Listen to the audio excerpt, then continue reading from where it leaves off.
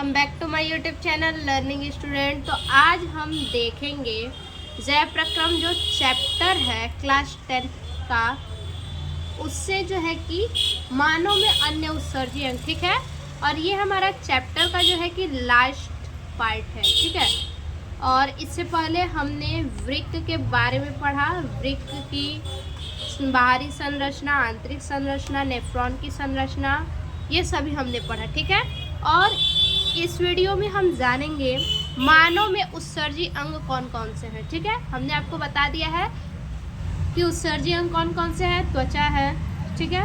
उसके बाद स्किन, त्वचा यानी स्किन, यकृत है, ठीक है, यानी लीवर, फेफड़ा है, ठीक है, और आंत है, और लास्ट जो है उसमें क्या है, वृक्क है यानी किडनी है, ठीक है।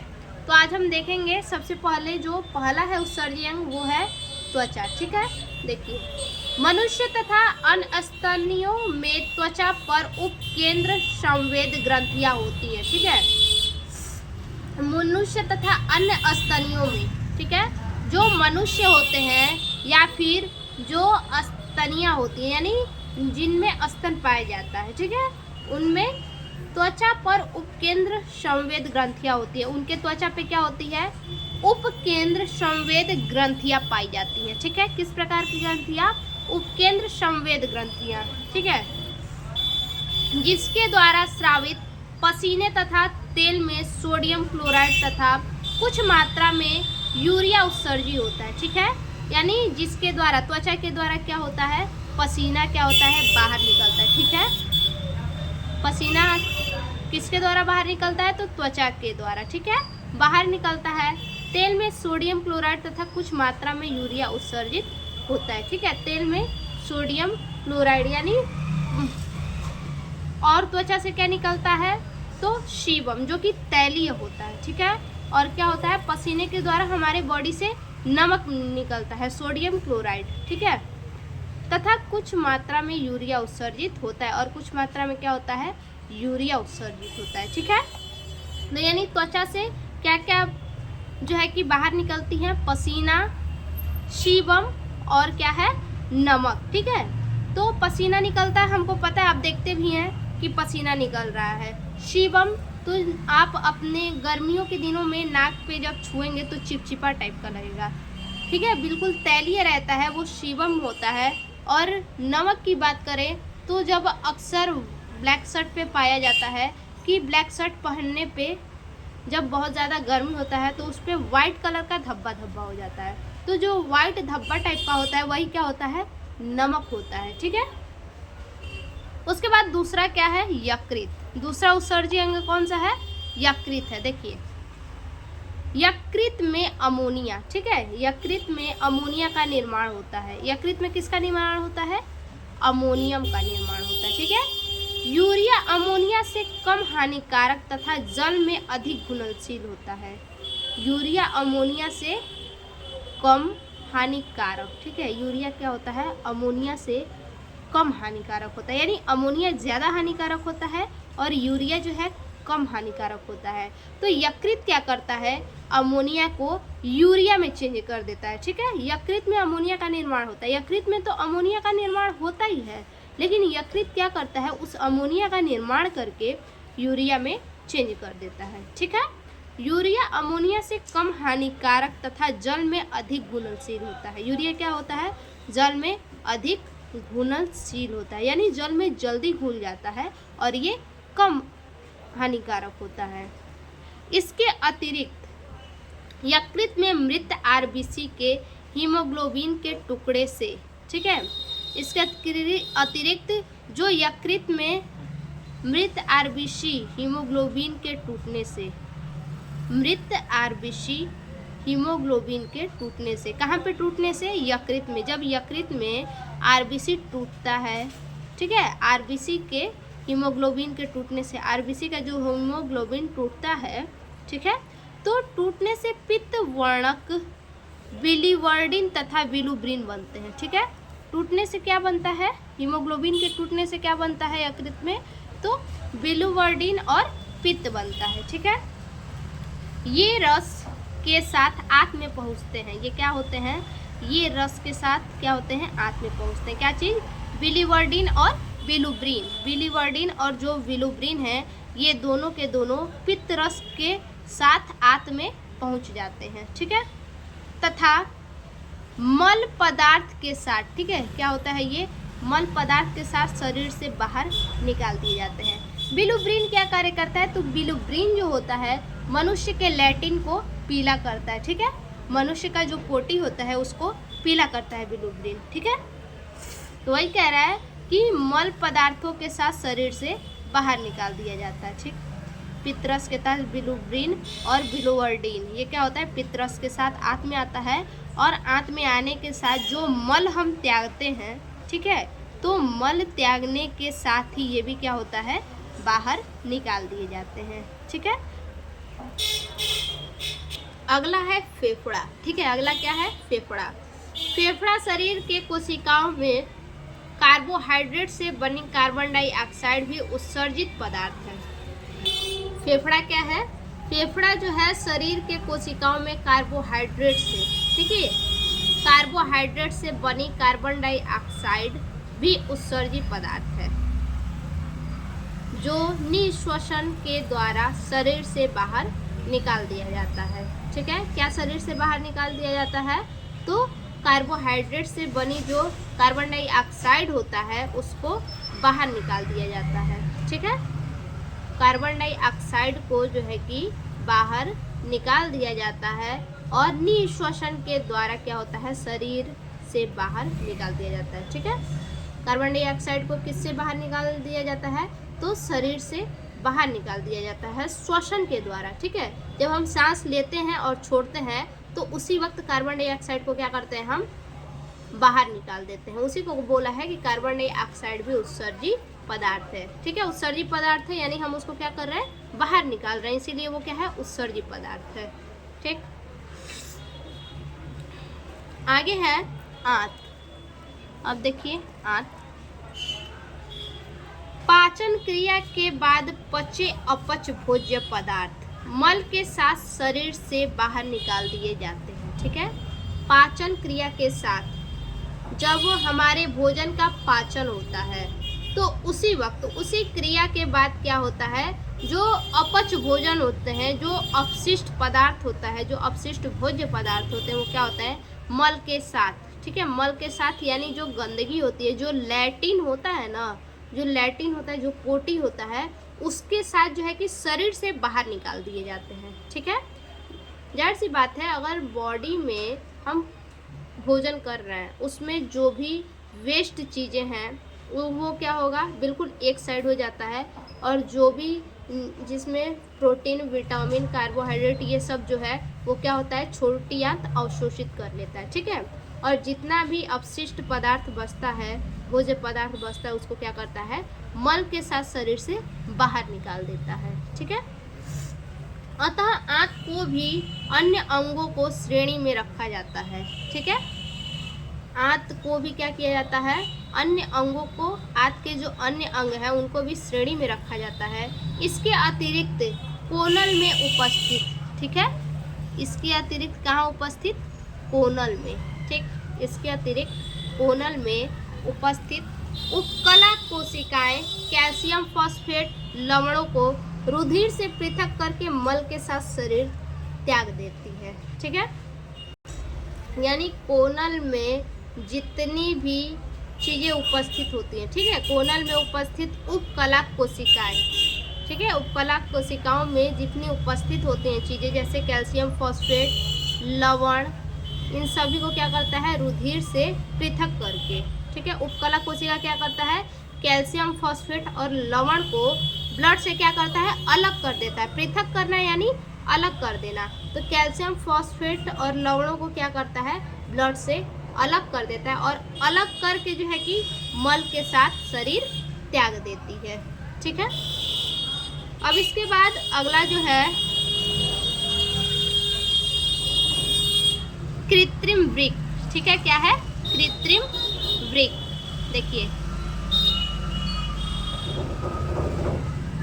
कृत्रिम वृक्क यानी रुधिर अपवहन। पांचवा जो मोस्ट इम्पोर्टेंट है वो सबसे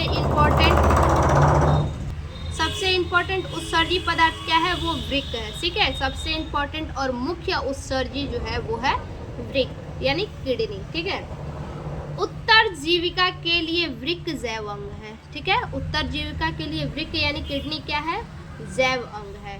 कई कारणों जैसे संक्रमण, आघात या वृक्क में सीमित रुधिर। ठीक है, कई कारण जैसे क्या है? संक्रमण, आघात है या फिर वृक्क में सीमित जो रुधिर का प्रवाह है। ठीक है, रुधिर प्रवाह वृक्क की क्रियाशील को क्या करता है? कम कर देता है।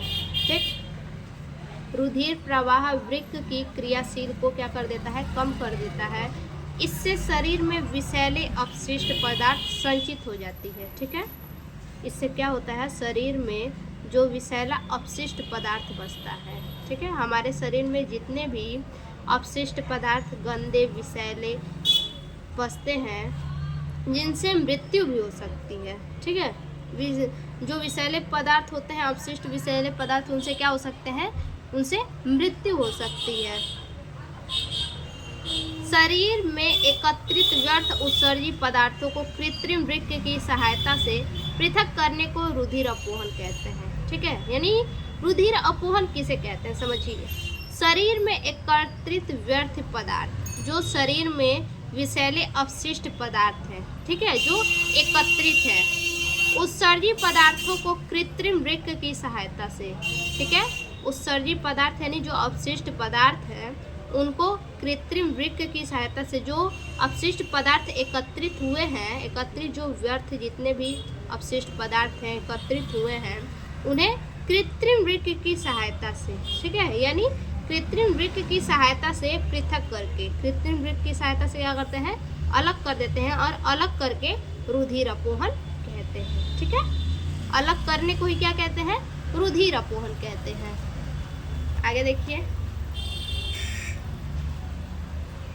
अपोहन मशीन को कृत्रिम वृक्क कहते हैं। अपोहन मशीन को क्या कहते हैं? कृत्रिम वृक्क कहते हैं। आगे,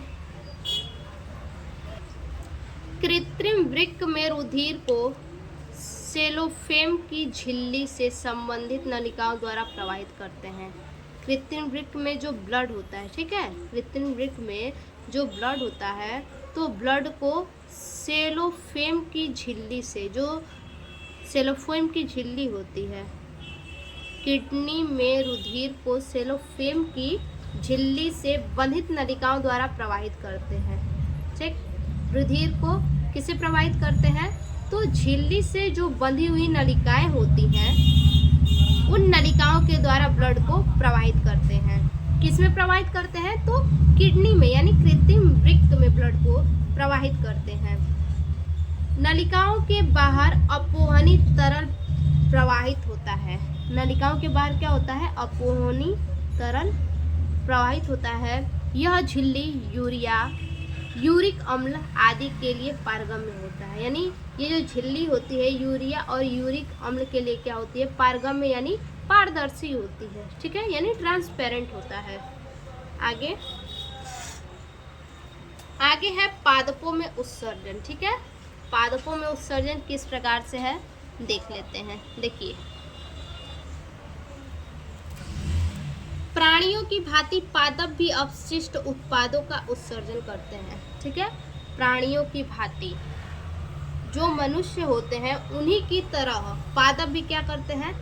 अपशिष्ट उत्पादों का उत्सर्जन करते हैं। यानी कहने का मतलब है जिस प्रकार से मनुष्य, ठीक है, जिस प्रकार से मनुष्य अपशिष्ट पदार्थ को क्या करता है?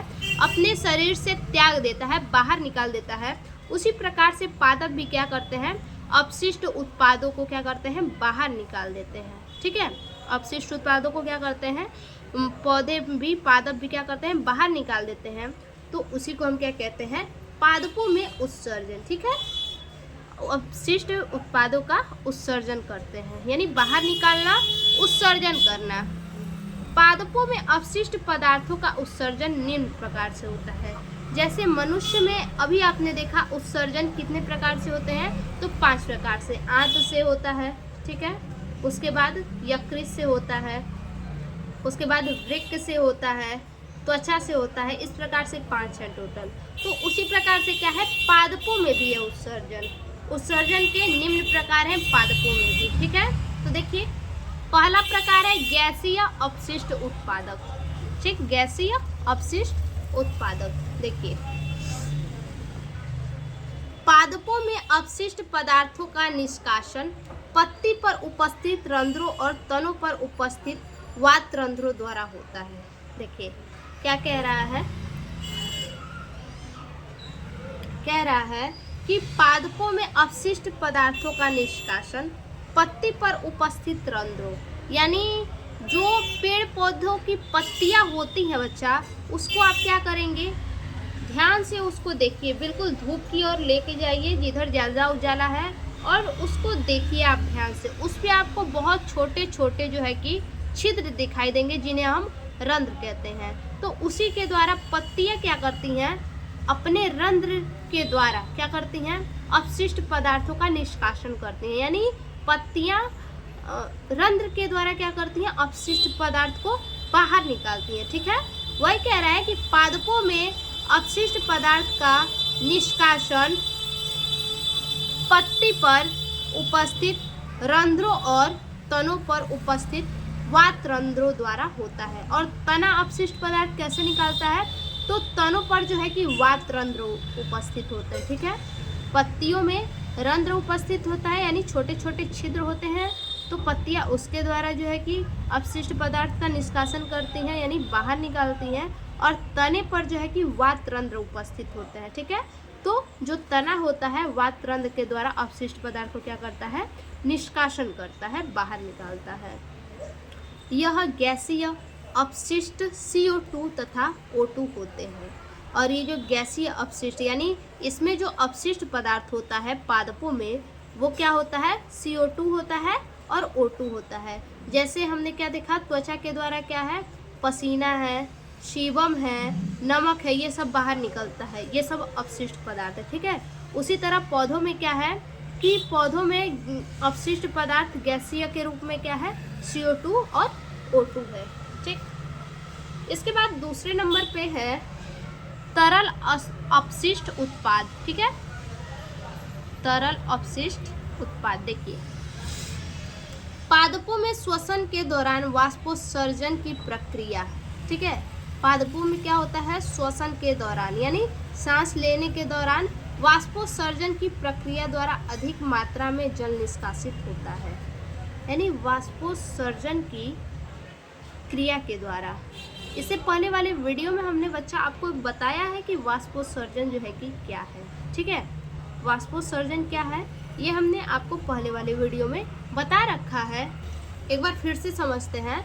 वाष्पोत्सर्जन यानी कि जो पौधे होते हैं जड़ के द्वारा क्या करते हैं, जल को अवशोषित करते हैं, और जितना जल वो अवशोषित करते हैं उतना उनके यूज़ में नहीं आता है। उनमें से केवल 2 से 5% ही यूज़ में आता है, और बाकी जो 95% होते हैं, तो बाकी जो 95% है उस 95% जल को पौधे क्या करते हैं, वाष्पोत्सर्जन करते हैं, ठीक है। वाष्पोत्सर्जन यानी जो पत्तियों में रंध्र होता है उसके द्वारा क्या करते हैं, वो बाहर वाष्प के रूप में निकाल देते हैं, ठीक है।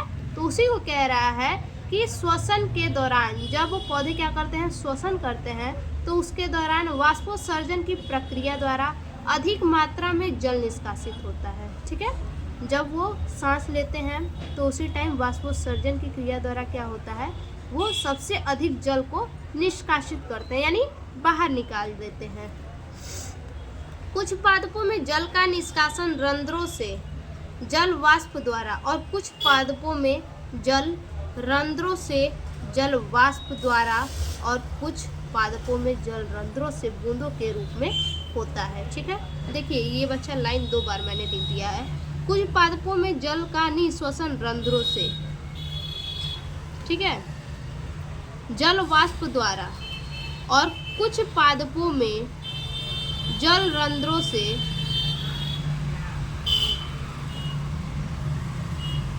कुछ पादपों में, देखिए ये हमारा गलत है, ठीक है।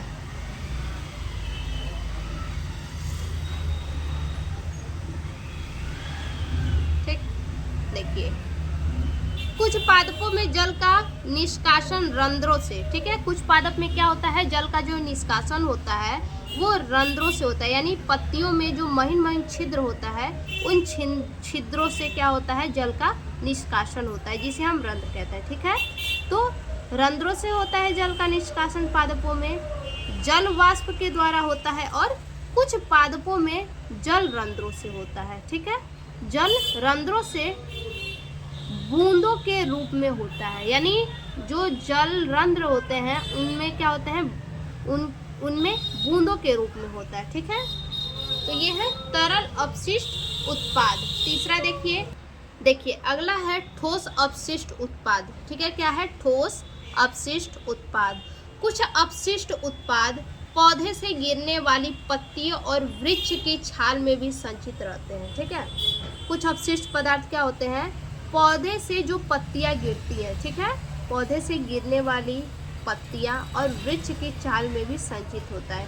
यानी कहने का मतलब है कि ठोस अपशिष्ट उत्पाद का मतलब क्या, कि जो पौधों से पत्तियां क्या होती हैं, गिर जाती हैं, तो उन पत्तियों में क्या होता है, अपशिष्ट उत्पाद होता है। ठीक, और वृक्ष की छाल में भी, और जो वृक्ष के छाल क्या होते हैं, गिर जाते हैं, ठीक है, खुद से झड़ जाते हैं, गिर जाते हैं, उनमें भी क्या होता है, उस वृक्ष की छाल में भी अपशिष्ट पदार्थ संचित रहते हैं। ठीक है, तो वही कह रहा है कि कुछ अपशिष्ट उत्पाद पौधों से गिरने वाली पत्तियां, जो पौधों से गिरने वाली पत्तियां हैं, और वृक्ष की छाल में भी संचित रहते हैं, और जो वृक्ष का छाल है, इन दोनों में क्या होता है, अपशिष्ट उत्पाद पाए जाते हैं। तो सारे पेड़ों के पत्तियों में नहीं, कुछ पेड़ों की पत्तियों में, ठीक है, और छालों में।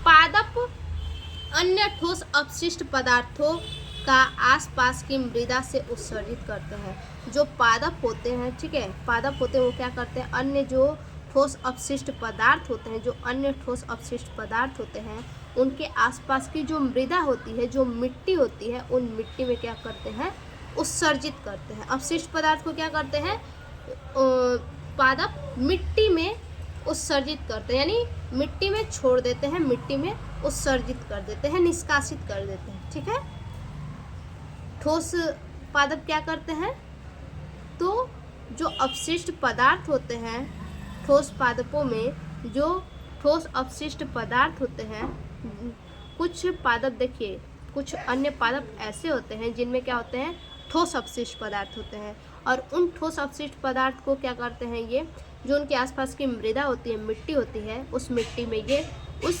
अपशिष्ट पदार्थ को उत्सर्जित कर देते हैं। ठीक है, यानी बाहर निकाल देते हैं। आगे है उपयोगी पादप अपशिष्ट। देखिए, पादपों द्वारा आवश्यक तेलों का उत्सर्जन, ठीक है, किसमें उपयोग होता है, तो पादप के द्वारा आवश्यक जो तेल हैं उनका उत्सर्जन करने में। ठीक है, जैसे चंदन का तेल हुआ, ये भी आवश्यक होता है, जैतून का तेल ये भी काम में आता है। ठीक है, इत्यादि उपयोग में लाया जाता है। यानी पौधे के कुछ ऐसे तेल हैं जो बहुत ज़्यादा उपयोग में आते हैं। दूसरा है पादपों के द्वारा गोंद निकलता है।